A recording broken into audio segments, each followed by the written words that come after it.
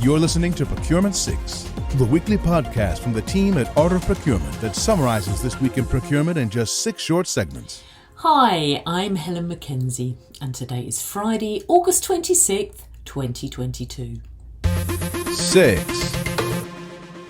This week, we've been thinking a lot about change here at Art of Procurement. In our AOP Live session with KPMG, we considered the whole-scale change that a merger or acquisition can bring to the business. Meanwhile, the topic of an AOP post encouraged us to change the way we think about contracts. Now, some of the change that we want to make happen focuses on improving the way that we do things or the outcomes we deliver, and that's positive. It's a sign of a growth mindset. However, making that change happen is another thing.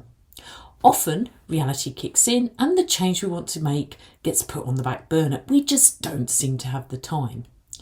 But if we carve out a few minutes a week to move things forward, imagine where we'll be in 5 years' time. So my tip for this week is this. See if you can carve out a bit of time every week to work on change. The rewards could be 10x compared to the effort. 5. This week's podcast was a crossover episode from The Sourcing Hero, which is another weekly podcast we produce, and that one's in partnership with our friends at Una. Now, Kelly Barner's the podcast host, and she invites her guests to share stories of beating the odds and rising up in procurement. The episode that we chose to share for you on the main podcast this week is the one with Ashley Sieb, a 12-year veteran of marketing, communications and engagement for procurement technology and services firms. Now, Ashley is now embedded inside a procurement organisation. And she shared so much wisdom about her REAL communications model that I had my pen in my hand throughout the episode to write everything down. Here's an extract where she shares what the E in her procurement model represents. So E is all about easy. So E stands for easy. When you're trying to engage your community that you serve, your stakeholders, your suppliers, and any kind of communication effort, it needs to be easy because, Kelly, a confused mind does nothing. And this is often overlooked because people have a lot to say when they're passionate about a project or a program, especially if they're launching something that people have spent months and months working on. You know, procurement folks can go a year or two working on a roadmap and planning, and then finally get to launching a new technology or a new system or a new intake process. And there's a lot of change management involved with that. And we want to tell all the people all the things because it's important, but we can't communicate that way because people need to be able to consume the right information at the right time and have a very clear call to action with that simple message. And you can hear the full conversation between Kelly and Ashley and the rest of the REA model in the latest episode of Art of Procurement, wherever you listen to podcasts. 4. If you've always thought patents were a mechanism for large companies to protect their trademarks and IP from smaller competitors, think again. It's actually the other way round.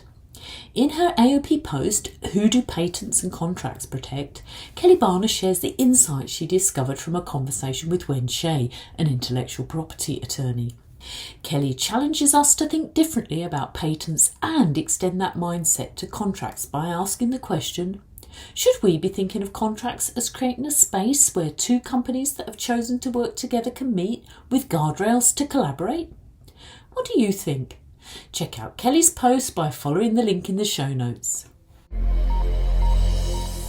This is Procurement 6 from Art of Procurement. To get notified every time an episode is published, go to artofprocurement.com/subscribe. 3. As part of Mastermind Live 2022, we're holding a series of polls in association with our headline partner Globality, and that's to better understand the experience procurement provides. This week's poll question asks you to tell us how you think procurement is viewed by our business stakeholders. Are we a valuable partner, someone to avoid at all costs, or somewhere in between? We'd love to hear your thoughts, so use the link in the show notes to take part in the poll. 2. As extreme weather continues to hit Europe, the spotlight has shifted from the sea to inland waterways, with river levels dropping to low levels. In an article in the Financial Times, Helen Thomas reminds us that one inland shipping vessel is the equivalent of about 100 to 150 trucks, so road or rail simply can't take up the strain. And although the partial loading of vessels or even designing new boats is an option, it appears that this could be the latest in a long line of challenges ahead for supply chains.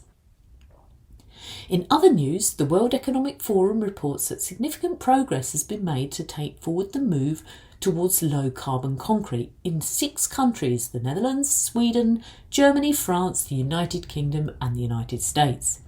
Now, this move includes the adoption of low-carbon concrete and construction rules and green procurement policies. Given the cement industry generates approximately 7% of global CO2 emissions, the move forward is an encouraging step and could help to develop sustainable sources of supply in this category. To find out more about the news stories I've featured, check out the show notes for this episode. 1. Mastermind Live Fall 2021 was my first event as part of the Art of Procurement team, and what a fantastic way that was to start. And the great news is, the event's back for another year. As AOP's flagship digital event for the fall, Mastermind Live 2022 will bring together handpicked experts to offer fresh perspectives and critical insights for today's procurement leaders. And we're delighted to have presenting sponsor Globality on board for this event, along with Spend HQ and Spend Pros. Register now to join us on October 4th and 5th for Mastermind Live Fall 2022. Thanks for listening. We'll be back next Friday at 6 a.m. U.S. Eastern Time. If you've enjoyed this pod, help us grow and tell your peers to search for Procurement 6 wherever they get their podcasts.